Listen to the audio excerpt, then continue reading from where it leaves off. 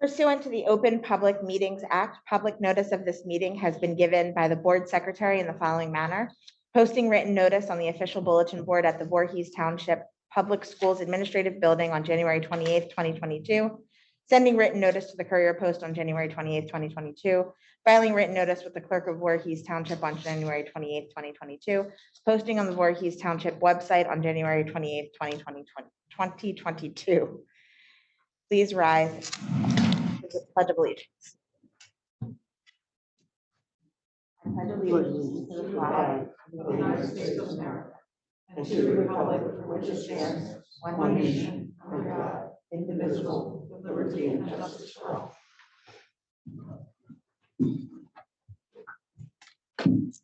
Kelly, will you do the roll call? Mr. Bright? Here. Mrs. Cosenza? Here. Ms. Galliano? Here. Dr. Levy? Here. Mr. Schmuse? Here. Mrs. Stupler? Here. Mrs. Van Auken? Here. Mrs. Watson? Here.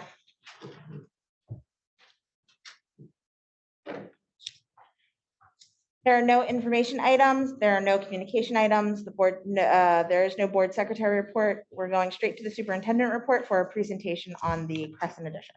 Thank you, Madam President. On tonight's agenda, there is a recommendation that we alter the construction project at Crescent School from a kindergarten program to an early childhood program.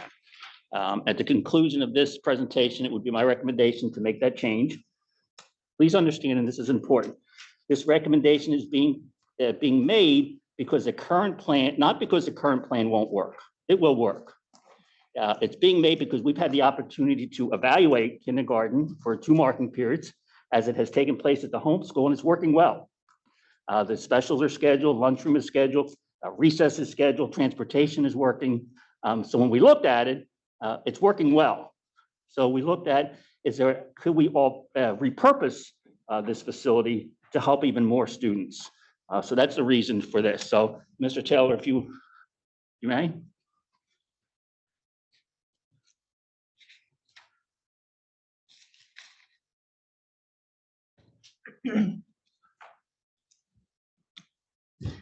Just a brief history. In November 2020, the Voorhees Township Public School District approved a $4 million addition to Crescent School. This addition would not require a bond referendum or a vote by the community. The fund, it would be paid for out of surplus and capital reserves. This new facility would consist of 10 newly constructed classrooms and the refurbishing of 5 existing classrooms at Crescent School. This addition is scheduled to house all district kindergarten students in September of 2022, and all eligible kindergarten students would be transported to this new facility instead of their home school. Back when we first took a look at this, we looked at a couple of different options, or at least the board looked at a couple of different options in 2019. They looked at reconfiguring all the current kindergarten classrooms at the 4 elementary schools to include bathrooms. But we thought this would reduce the actual size of each classroom, requiring construction at all 4 elementary schools simultaneously. And hindsight being 2020, we could have had 4 projects taking place at the same time with supply chain issues.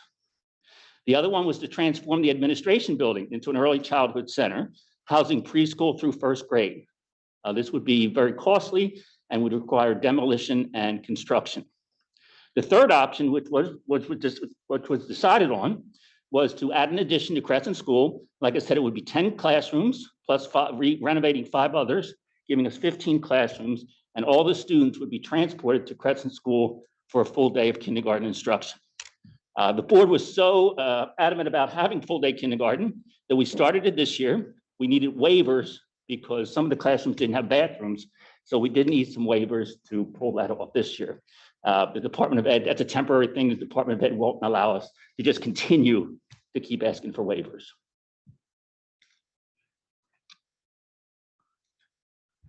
So obviously, we're bringing 255-year-olds into one facility has its challenges. So we took a look at it. It would increase the traffic, both by buses and parent transport.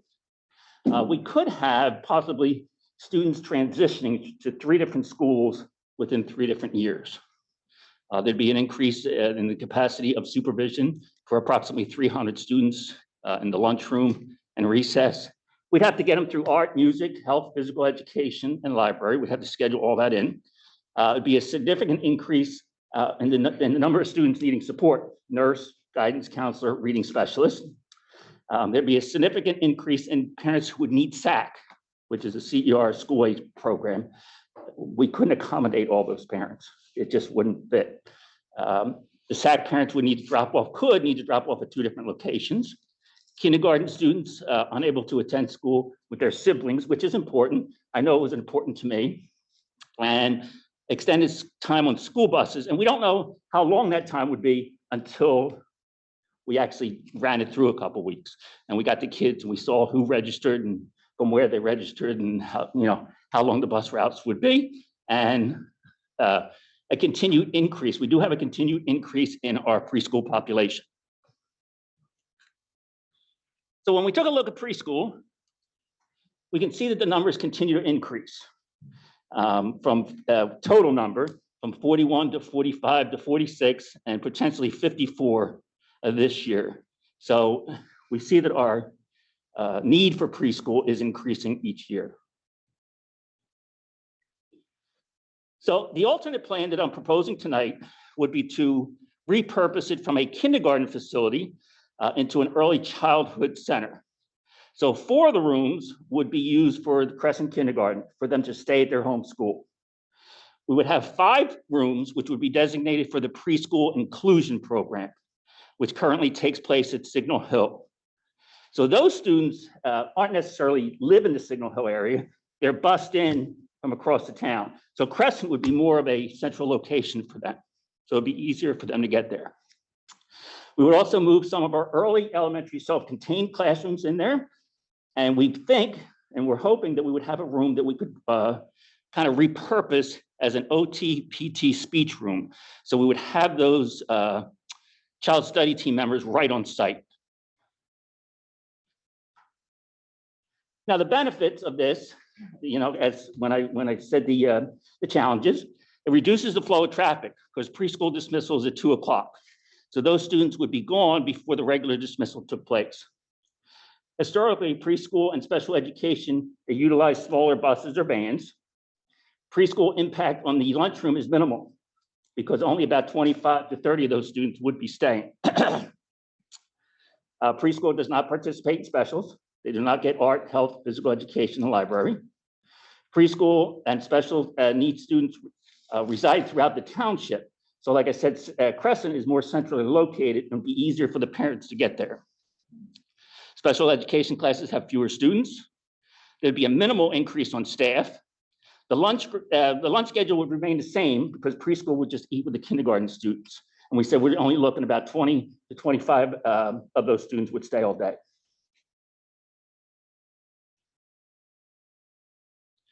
Kindergarten could attend their home school with their siblings. It reduces the transportation drive times for kindergarten students. Like we said, we don't know how long those drive times would be until we actually run through it for a couple of weeks. And like we said, 10 of those classrooms in the addition would house, 4 would house the kindergarten. 5 or 6 could house the preschool because we're looking at those numbers that are increasing. So, we're kind of leaving some room for some flexibility. Additional space at Crescent would house the younger self-contained classrooms. We would return the computer lab to Crescent because they do not have one now. It's been repurposed into a classroom. Parents would not need to travel to different schools for back to school night, conferences, and other school events. Current schedules already allow for kindergarten students to utilize the lunchroom and receive specials. So it's working now. So we're kind of taking the approach, if it's not broken, let's not try to fix it. It reduces demand on the nurses, the guidance counselor, and the reading specialist.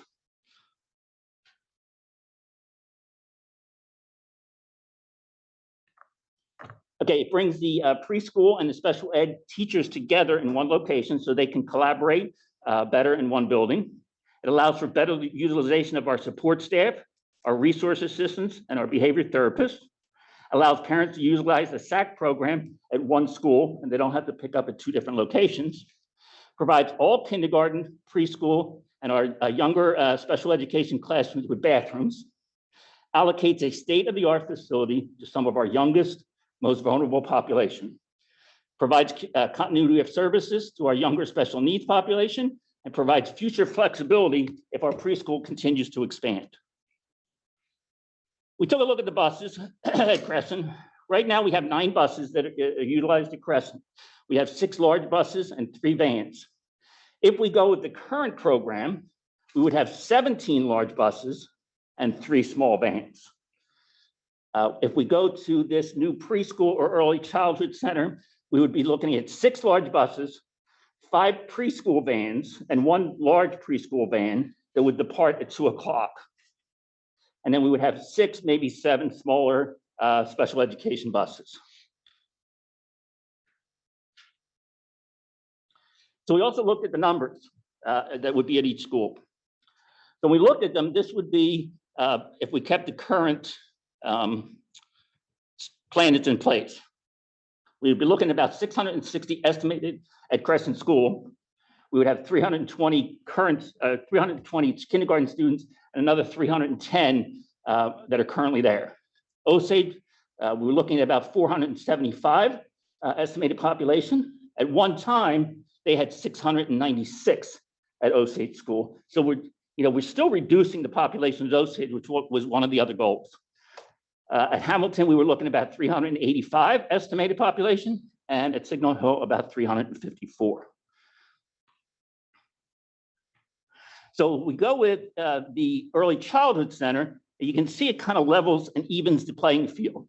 Crescent would have about 507 estimated population, Osage 576, Hamilton 528, and Signal Hill about 423, but we could also have room to house some of the older self-contained special needs classrooms in that building. So we would even out the population throughout the district. Again, these numbers, again, until we see who registers, who moves in, who moves out, these numbers would, be flexible, but these are just estimates. Okay, the one other thing I want to mention is, although we expect this construction project to start in September, obviously we know there's a global supply chain. So we have to consider that there could be delays. Before those delays happen, you'll see Helen out there with a hard hat on, trying to help get it done. But we have to understand that there could be some supply chain issues. We have to take that into account. And I think this plan, if we had to hit the brakes, it'd be much easier to hit the brakes on this plan than if we plan to bring all the kindergartners to one location. So at this point, do you want to open it up to comments, Madam President? Absolutely.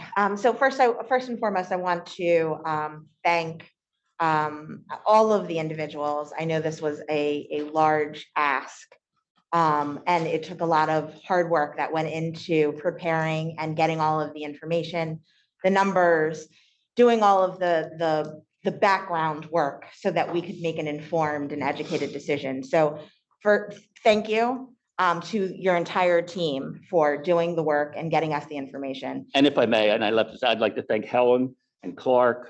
We consulted Bruce, all the principals. We even reached out to Land, who is overseeing this project, to make sure that everything was good.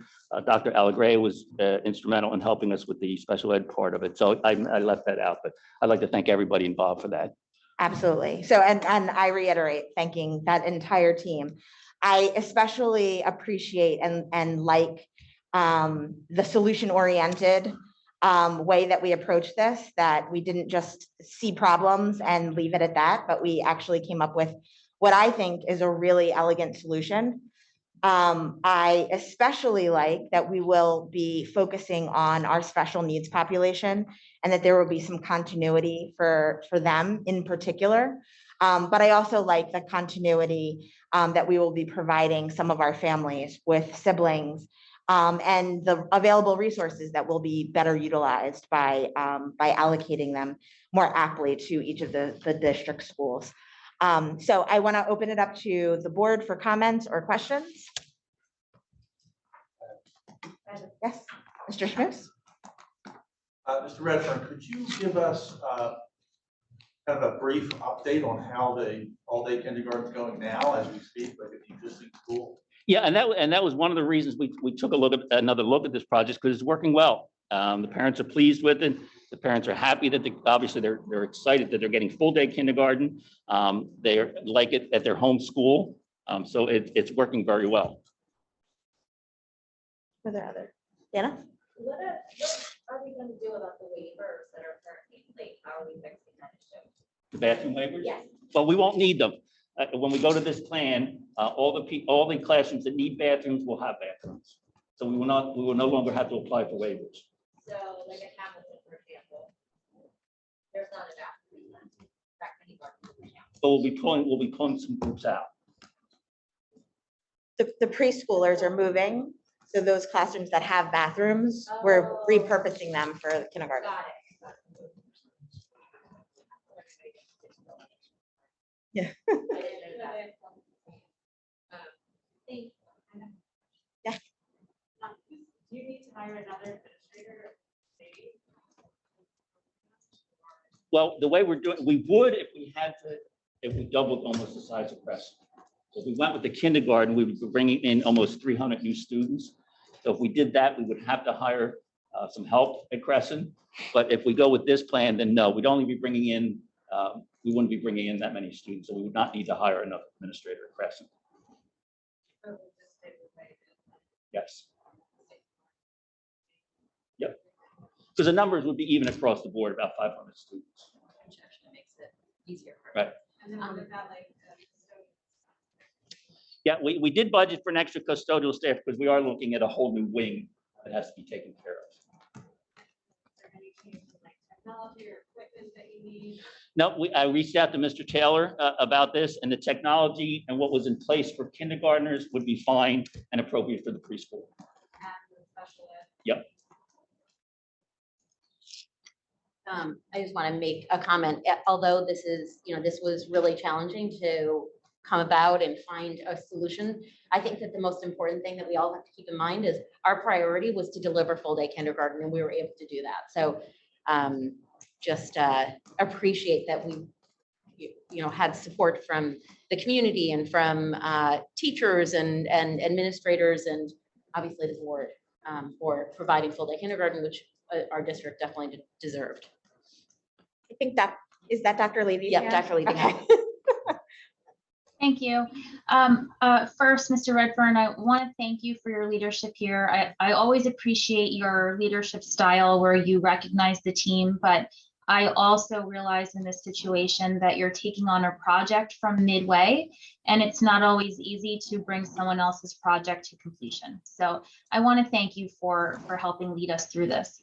I have some thoughts that I haven't quite solidified yet. So I'm hoping, President Watson, we can come back to board thoughts maybe after we hear from the community, because I'd like to hear if there are any public thoughts and concerns. I know we've put a lot of thought into how this will impact the community, but sometimes there's things we haven't thought of because we're not the ones that are actively going through it right now. So hopefully we can just have some time to do that at the end.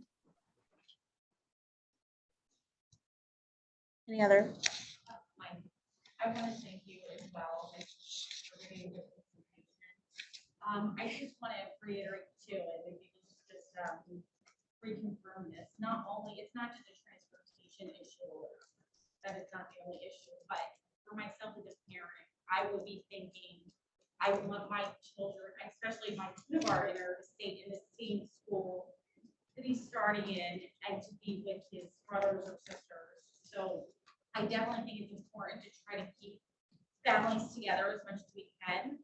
And the other thing I want to make sure that we're not overlooking is if we did split the families up, what a huge inconvenience it is for the families once your children are enrolled in CR. So you're trying to, within the last 15 minutes, pick up two different kids from two different schools is a nightmare. So I know for me, I would want my children to stay together.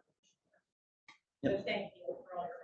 Yeah, I know I had a kindergartner and a third grader, and my kindergartner was so happy to go to school with her big sister. It was only 1 year, but it was 1 year. The big sister wasn't thrilled, but the kindergartner was happy. Yeah. Okay. We're going to move on to audience participation. Anyone wishing to address the board, please approach the podium and write your name and address on the login sheet. If you are attending via Zoom, please use the raise your hand feature to be acknowledged. While the board is limited in its ability to respond to the public on matters involving personnel, litigation, negotiation, and attorney-client privilege, the board will now hear comments from the public relating to items on the agenda for this board meeting. Comments are limited to 3 minutes. The board will not take action this evening. You will be notified at some later time by letter, electronic mail, telephone, or in the context of a later board meeting of any action the board does take. And I'm going to turn it over to our board solicitor for a brief comment. Thank you, Mrs. Watson. I would like to correct a statement, at least partially correct, a statement I made last meeting regarding public participation. Your board policy actually utilizes the term may with respect to individuals making more than one comment after the 3 minutes has expired. The use of that term may means that the board has discretion as to whether or not to allow those additional comments. But I did want to correct the comments I made at that meeting, and I appreciate the time. Thank you. Thank you. I am opening it up. We have somebody online. We have someone online? Yes, please.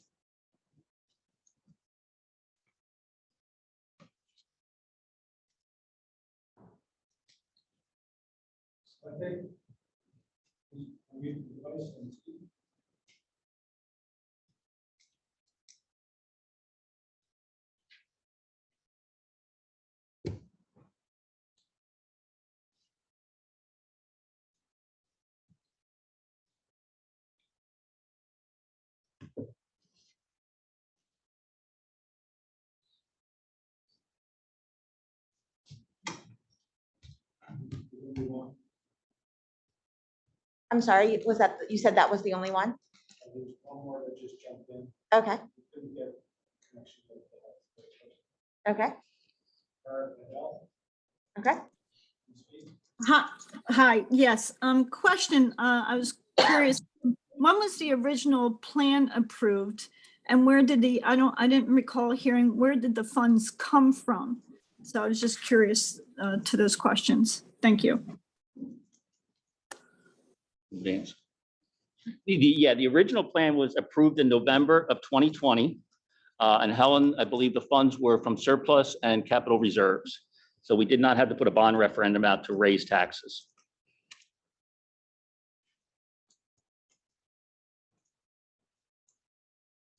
Any other? So the original person, I'm asking.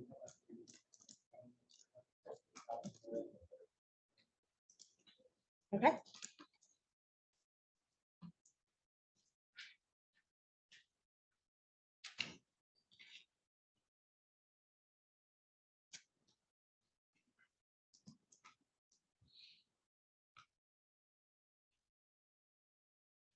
Hello, my name is Eric Sivkin. I'm a resident here in Voorhees. This is the first time I saw the presentation, so I can't really comment as to if that's the best thing or not for the future. But I do have some questions about how the decision was made back in November 2020. It looks to me like it was more like 4.4 million. And I understand the term surplus capital reserve. How does money actually get to become surplus reserve? And did any of that money was any of that part of the $1.6 million for the return to school plan money that we received from the federal government? So I guess we'd like to see, or I'd like to see when the money was deposited and how long it sat there. And as far as the challenges there, I can see that those are challenges, but I'm wondering why those challenges were not considered prior to whenever they were considered, and that, letting us know today in the public. What would have happened had there been no addition with the surplus capital reserves? Yeah, very good point. And are there any adverse effects? I mean, I saw the challenges of the initial plan, and I saw in the presentation what's great about this plan. And I can't disagree until I have a chance to digest. But are there any adverse effects from this particular plan? And is this the plan that's going to be the final plan, or is it subject to change again? So thank you very much. Al, do you want to speak on the Sure. money? I can give some background on that. Surplus and capital reserve are two different things. At the end of each fiscal year, our auditors come in and they calculate what the surplus is. Fund balance used to have to be 2%, but now it's raised to 4%. So at the end of the year, any unspent funds from the budget is calculated as surplus. So the surplus then sometimes has to be applied to the next year. There's a calculation for that too. Capital reserve, we have capital reserve, we have maintenance reserve. And we have projects, a long-range facilities plan that lists all of the future projects that we're planning on. And you can fund up to 60% of the long-range facilities plan.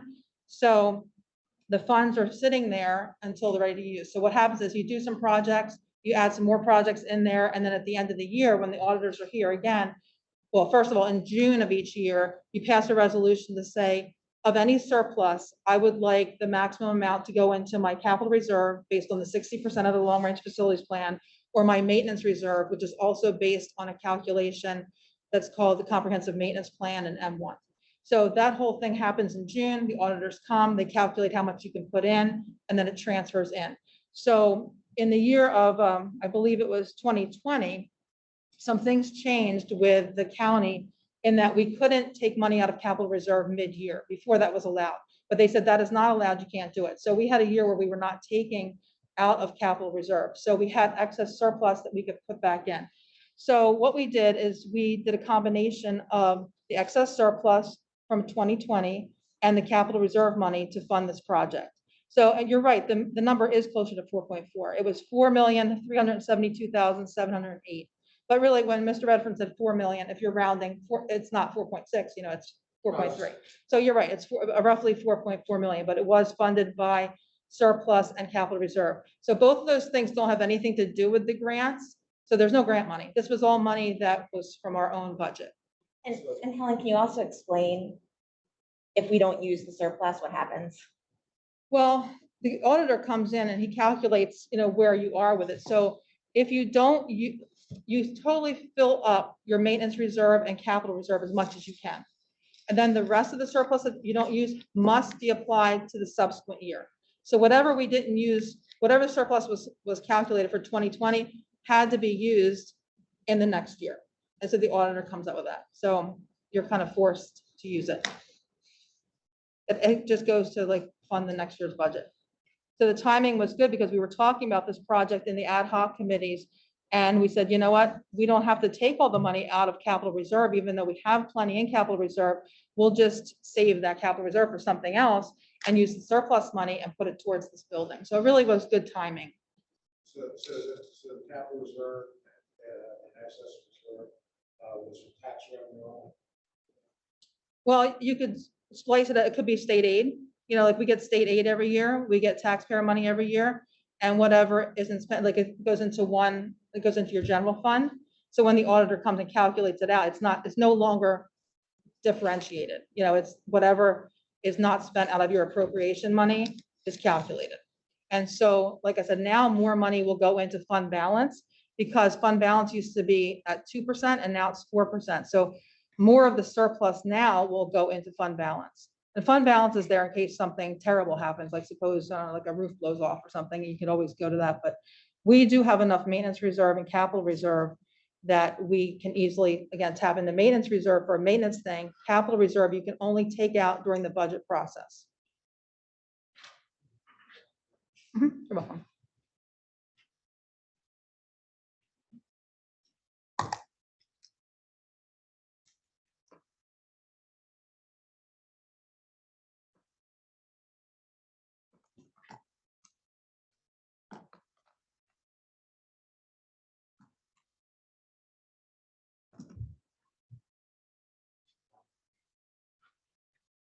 Lou Horvitz, and I appreciate you giving me the time to ask a few questions.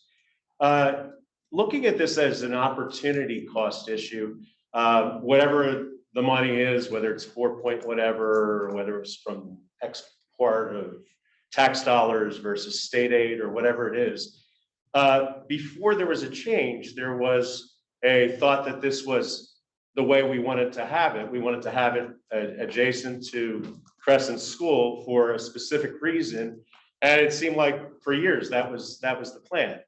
I'm still not clear in terms of what exactly changed, what the dynamics were that changed.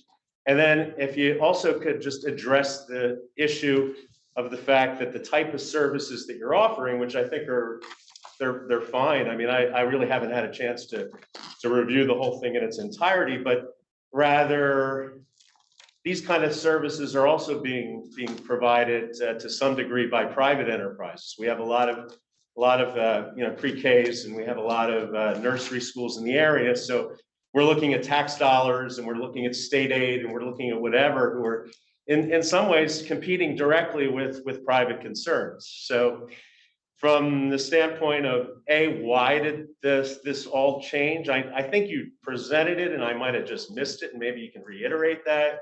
The issue of the opportunity costs that are missed because now whatever money and wherever it came from is now being spent on something that's kind of redundant in the community. Not for everybody. It's going to offer some new services that others might not have been able to afford, but rather now you're going to have a building there that really didn't need to be built there, right? You could have, because now, as you mentioned, your children are going to be happy going there, the same school as their brother, their sister, at Crescent, at Osage, at whatever. Where could we have been and what did we not anticipate?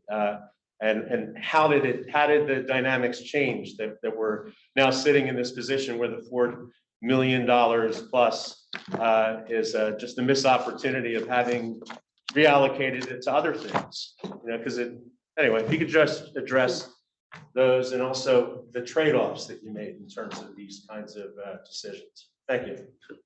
Well, like I said in the presentation, it wasn't that this facility was not going to work. It would work, but what we did, we took a step back and we took a look at the plan. Our parents are very happy with the kindergartens being at their home school. I've got numerous responses from parents.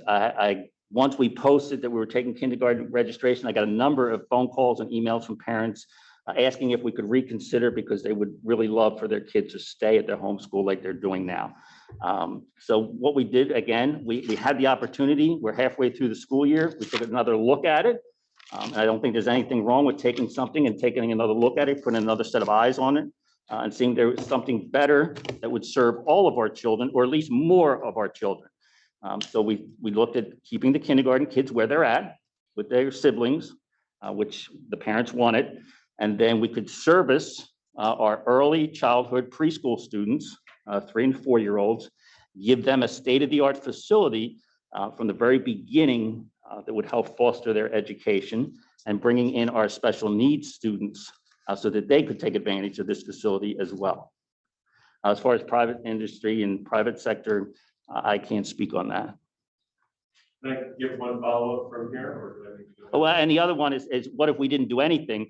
We couldn't keep the kindergartens where they're at now because the Department of Ed would give us a waiver, because we could say to them, we got this facility, we're going to move the kids in there, they're all going to have bathrooms, but they won't give us the waiver forever.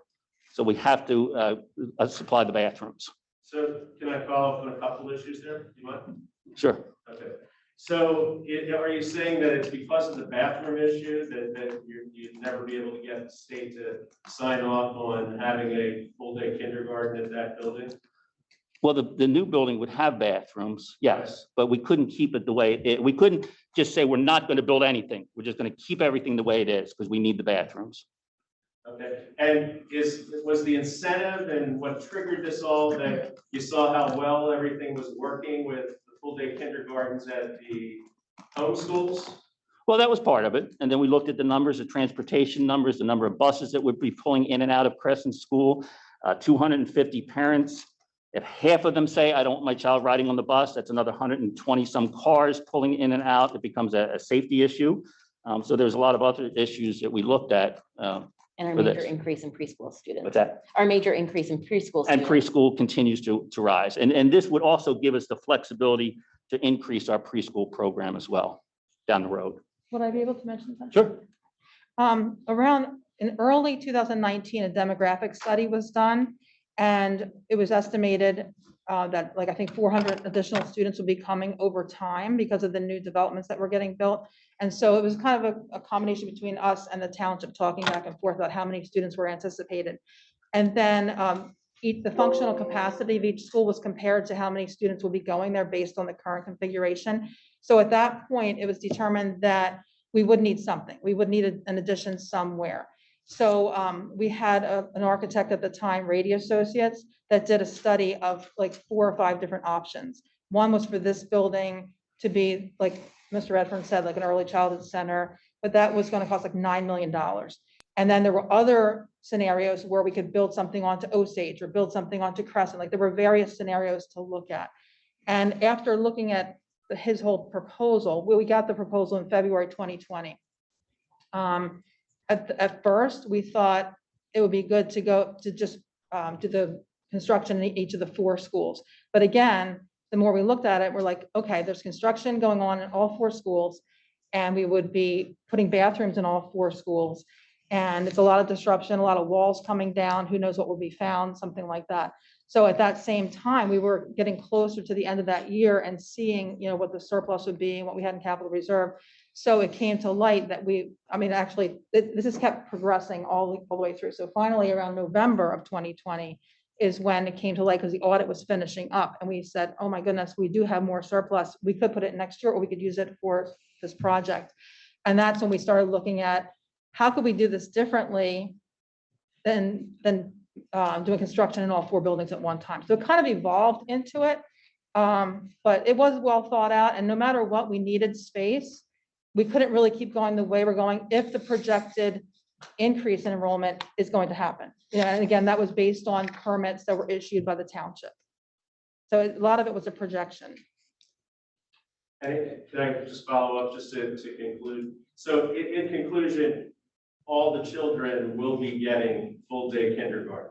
Yes. Period. Yes. Yes. Okay, so that's that. And then the other end of it that you didn't address, maybe you did, and I'm still missing it, was the trade-offs with this switch over in the plan. Yes. I don't know what you mean by trade-offs. Like, what are the negatives of it? Yeah. What is, again, you pull from one, you take from another. I mean, the negative is that this isn't going to be a kindergarten only facility, which was the first contemplation that we had. However, that being said, this will house all of the preschool students. There will, I think we did do a cost benefit analysis when we said it's going to house the preschool students. It's going to accommodate a lot of our inclusion classrooms, our special needs. There's going to be a lot of continuity there. And I think when we looked at that, I think the trade-off of not having an only kindergarten building was beneficial. More importantly, we just didn't have the capacity for CER, for all of the extra specials teachers, for all of the things that we needed to add in order to make that feasible. It just didn't quite make sense. So this to us was the best alternative, if that makes sense. Mr. Redfern, given that this question came up, it seems to me like the underlying question is really about whether or not there's going to be a building sitting empty since we've decided to reallocate the kindergarten to go someplace else. So, I think the answer is no. The camera is only shifted to the right, so I can't see Mr. Redfern. But I'm assuming that the answer is no, because in order to make this work, we put some kids back in their homes. We will put some kids back in their home schools, but we've moved those preschool kids out in order to make space for them, right? So this new building that we're building is not going to sit empty and unused. It will be used just in a different capacity. Is that correct? Yes, that is absolutely correct. That was my understanding, but the questions that were coming up seemed to point in that way. So I just wanted to make sure we were all on the same page there. Thank you. 2 online. Yep.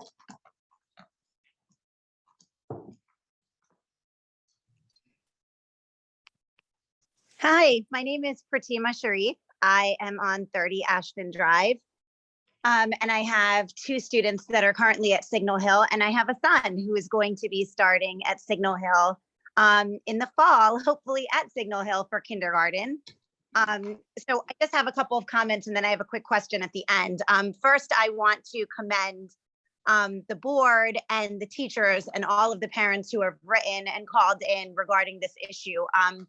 It seems that you guys have really put a lot of thought into this. All of the questions and concerns that I had about moving kindergarten to the other facility were all answered in detail in the presentation that Mr. Redfern just did. I would like to have all three of my children at the same school.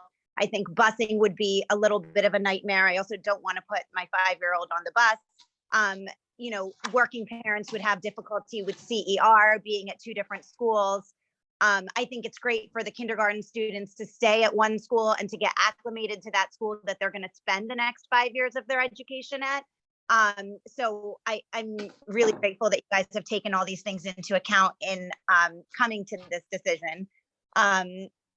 The only question I had, and this is going to seem silly, but I keep hearing the bathroom question and this requirement that there's a bathroom in the kindergarten classroom for the children. To my knowledge, there are currently not bathrooms in the kindergarten classrooms that are at the existing elementary schools. Is that going to change in order to accommodate this full day kindergarten? Sorry, she broke up. What was? That's what I. Is that it, to her knowledge, that there is not? Yeah, so yes, that is going to change. We're going to rejigger where the classrooms currently are. And we will no longer, we currently have waivers that say we don't need to have a bathroom in certain classrooms. That's why there aren't that's why there aren't bathrooms in classrooms.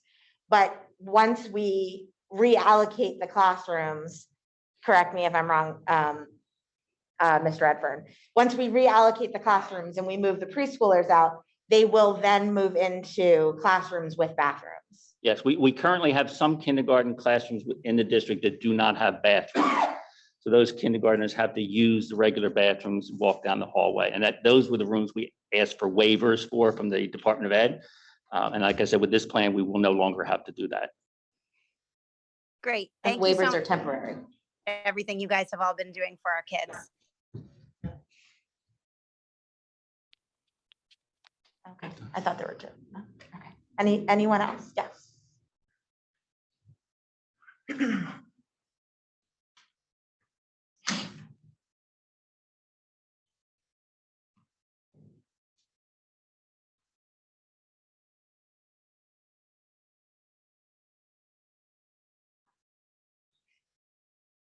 Excuse me for my long name. Okay, so a lot of this, I'm Pamela Rosenberg. I am a parent of 3, I'm an educator, and I'm also a resident. A lot of what I want to say has been stated, but I want to reiterate it that it's coming from multiple sources and multiple parents. I stand here today in opposition of the kindergarten wing being in Crescent. And I know that this wing is going to have pristine walls, it's going to have shiny things, it's going to have all the wonderful sounds that we want in a back to school, but it's not going to improve the education of my child. And in fact, I think that all these new treasures are going to mask the reason why my child will not have the education that I hope she would have in her kindergarten year. Education thrives on comfort and it thrives on routine. I think moving children from school to school at a young age does not facilitate those needs.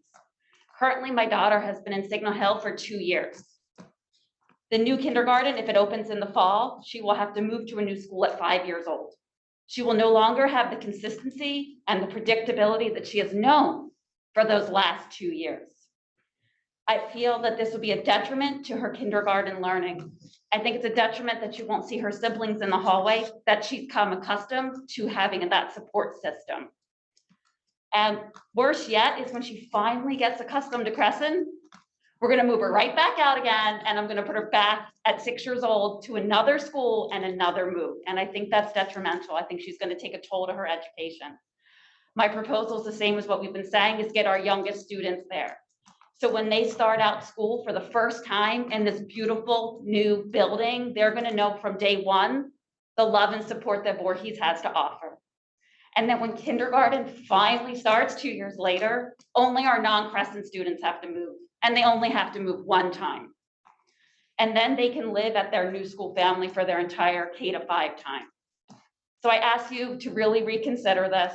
to really think about not having that kindergarten wing, save it for our preschool, and as you said, our special education students. And if we still need more information, I think we should reach out to our neighbor and reach out to Cherry Hill School District, who already tread these waters and already started the Barclay Pre-K Early Childhood Center. Thank you. Thank you for your comments.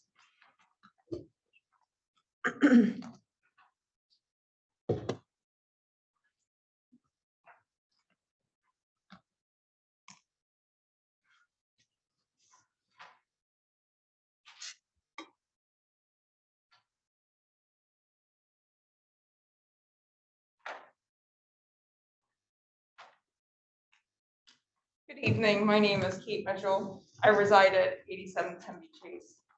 I have a second grader and a kindergartner currently at Signal Hill. We couldn't be happier. It's been amazing. I don't have any more children, but I see how amazing this experience has been, and I hope for all the other families this experience continues. So I'm so grateful that the leadership said, maybe there is a better solution.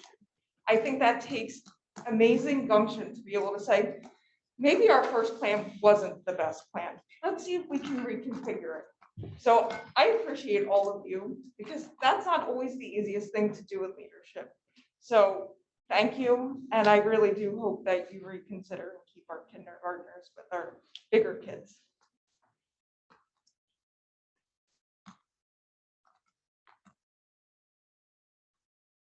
Any other comments?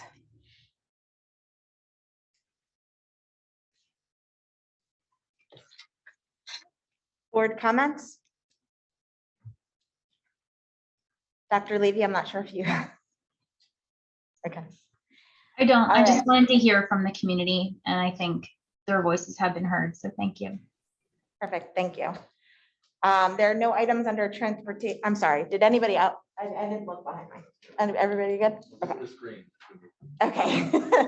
Nothing under transportation, policy, or personnel. There's no deferred action. Can I get a motion to approve all of the items under new business? I'll move that. Who's the second? Thank you.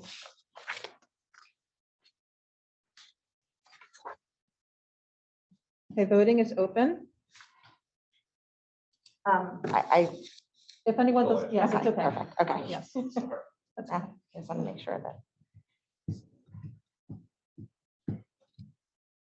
Mr. Schmooth? Yes. The motion's passed unanimously. Closing the voting. Save it. Okay. Motion's carried.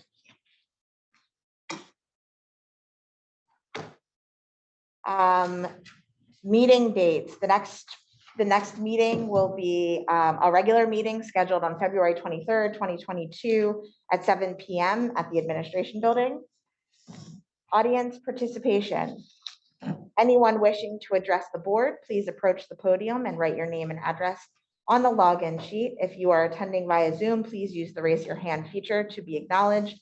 While the board is limited in its ability to respond to the public on matters involving personnel, litigation, negotiations, and attorney-client privilege, the board will now hear comments from the public. Comments are limited to 3 minutes. The board will not take action this evening. You will be notified sometime later by letter, electronic mail, telephone, or in the context of a later board meeting by any action the board does take.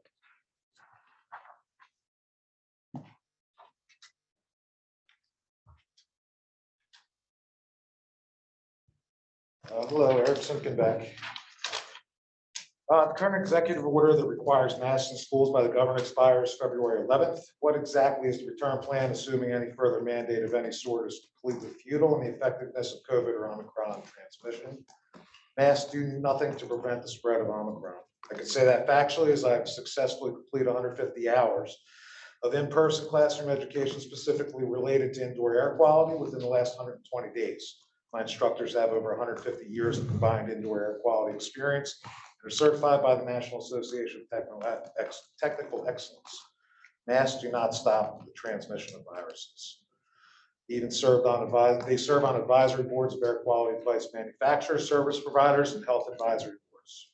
Lockdowns, masks, and even max vaccine mandates have caused division amongst the public.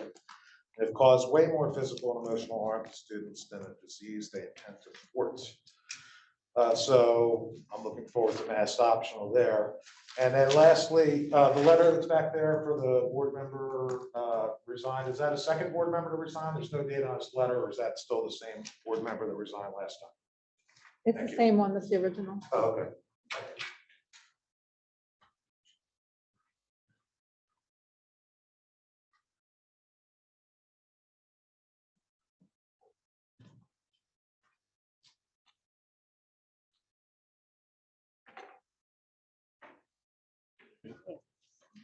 So I thank everybody for their time, and for this time, I'd like to have Tara Adele fill the currently vacant Board of Ed seat.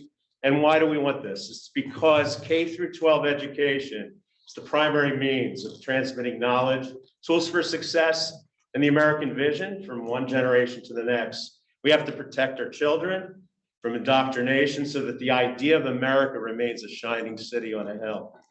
Our children are protected. They need to be protected from woke culture that attacks family, God, success, and America itself.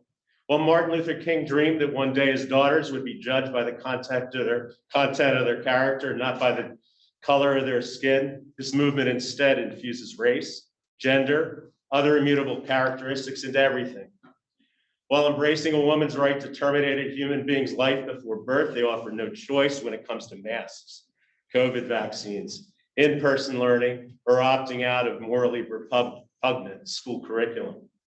Many Board of Ed volunteers wonder why parents have become so passionate at board meetings. It's because parents, they know their children are tomorrow's America's citizens and leaders, and they don't like what they're seeing. They feel the need to protect them from the toxic ideas that squash their spirit, ambush their leadership potential. Today, schools, they're actively carving out valuable math, science, English, history time to make room for social justice, anti-Americanism, the normalization of hypersexuality, transgenderism, and critical race theory, where all this divisive content gets sprinkled openly, subliminally, throughout the entire curriculum. Shouldn't we also teach that America overturned Dred Scott, Jim Crow laws, that America is the only nation that ever fought a civil war to end slavery, that America passed the Civil Rights and Voting Act, and America elected an African-American president, not just once, but twice?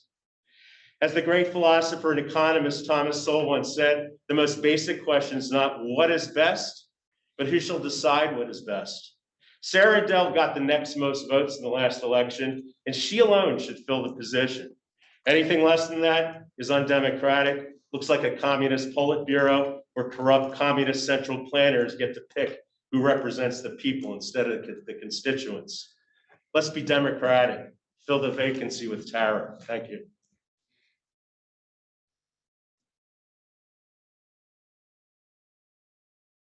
Yep, one online.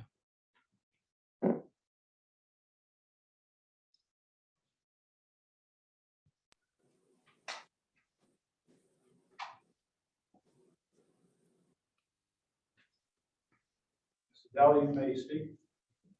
Hi, yes, this is Terry Dell. I just was wanting to comment on our superintendent search, where we're at in that process. Wanted to ensure that we're focusing on picking the person who's most qualified for the position. So I know you had a meeting this past Saturday. I understand it was from Zoom. I couldn't get on at the time, but I just wanted to know where we are at in the process of that, and if that decision will be made soon. Thank you.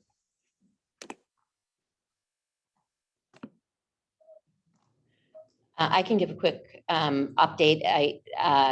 Similar to last time we gave an update, we have met, and we're looking for mid-February to be able to make an announcement of our chosen candidate.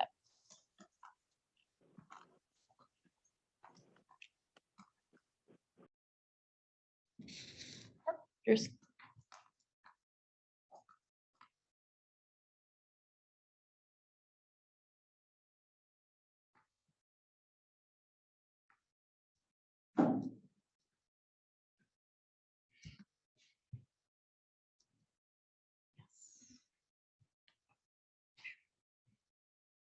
audience, please unmute your device and speak.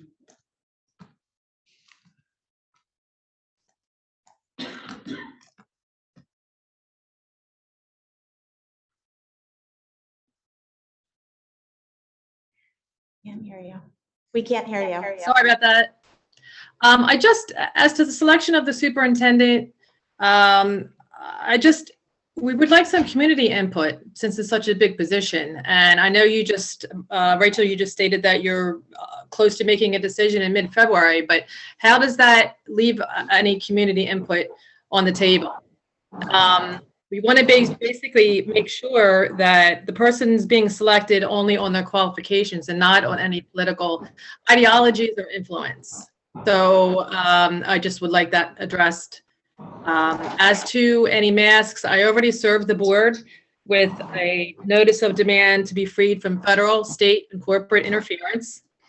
As to the unconstitutional mandates, the masking, the quarantining, all the protocols in hopes of preventing virus spread are unconstitutional and are infringing upon the students, parents, and teachers' constitutional rights. So I will defer to that comment since I already served the board. Thank you.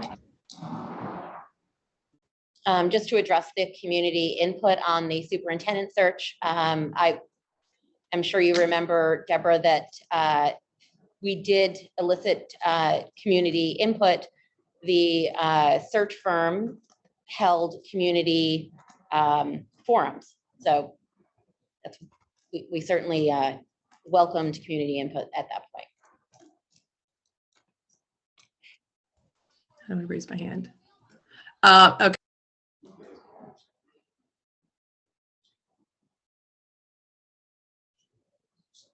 If it's a different topic, she can, yes.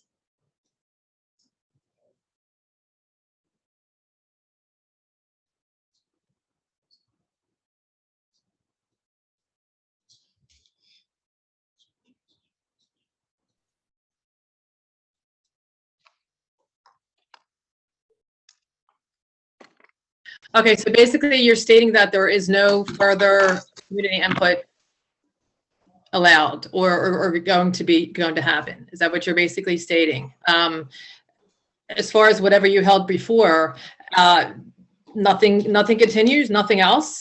You guys just interviewed the candidate. So how do we know that there isn't going to be any kind of political influence in the decision? We would like to confirm that. So please address how to do that.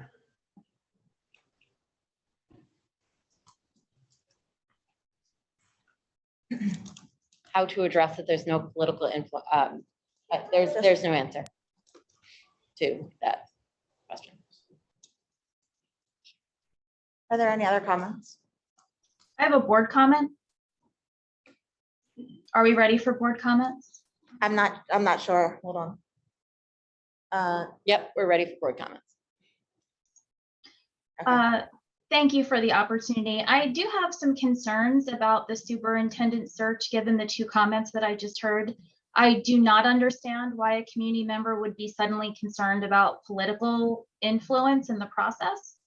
All of our board deliberations at this stage are confidential. So I don't understand why there would suddenly be concern about there being some sort of hidden agenda. And this is very disturbing to me.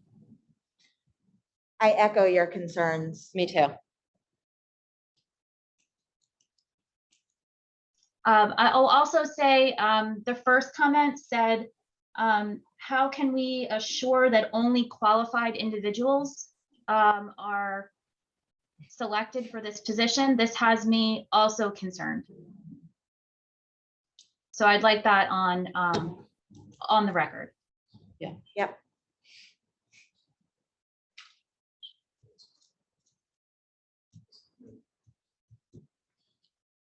Yep. I will echo those comments and share that to the extent anything that is shared in executive session outside with the general public is grounds for an ethics violation and will be grounds for removal from the board. We all take this superintendent search incredibly seriously. We only want the most qualified, competent individuals. We have spent a ton, hours and hours and hours of our free time interviewing and reviewing and trying to find, deliberating and trying to find the right individual. And it is unfortunate that these conversations and deliberations are not being kept in confidence. I'm confused about the political. I don't know where that's coming from, but I don't understand that comment. What's political? I don't need to understand that more.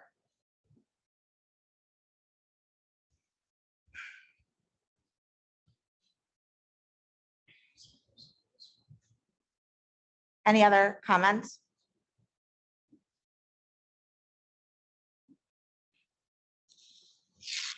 Can I comment from here? There's no more audience comments. Well, there was like 2 seconds ago, wasn't there? Yeah, but No, that was a board member, sir, that comment. That was a board member? Yeah, Yes. Dr. I Levy is, think I'm irrelevant. Dr. statement. Levy, pardon me? Can I please make a statement? No, the public participation is over. I would still like. You have to wait until next meeting. But again, by the next meeting, you're probably gonna have a superintendent, right? Sir, I'm gonna ask you to sit down, please. You can ask me to sit down, and I'm gonna ask you to give me the luxury of at least addressing just a question, maybe elaborating based upon what Ms. Wellings was concerned about. Is that possible? The public participation portion of the meeting is over. So it's not you're gonna say, possible. since I have a serious concern, that you're not gonna let me speak. Sir, Is that what you're gonna the say? public participation portion of the meeting is over. So you're gonna stand on ceremony when someone in the public has something that might be relevant, that might explain what. I would assume that someone who is articulate as you are, if they had a comment like that, would have made it when they had their No, I opportunity. just didn't realize that we'd all of a sudden switch from the public to the board, that's all. Okay, so I'm a little confused. Maybe you can give me a little bit of stuff. Again, the Okay, public let me just participation. portion portion of the elaborate just for meeting is 2 over. seconds, because I think that what Ms. Wellings was trying to say was not about politics. She just wants to make sure that whoever the superintendent is that you guys pick is somebody who's going to uphold American values. It's somebody who's going to enforce independent thinking. That's not going to, going to want to have mask mandates and other mandates. There's going to be more viruses. That's what she's talking about. She's not talking about Democrat versus Republican. She's talking about being pro-children, being pro-America. That's what she's talking about, okay? Because what we see here, including your behavior, is authoritarianism, telling people you can't do things. You can't speak up. You can't have an opinion. I'm the furthest person from our Okay, so that's what she was trying to say, and it had nothing at all to do with politics. Okay, Sir, Thank you very much. there are no other items under finance. We're going to adjourn the meeting. Meeting adjourned.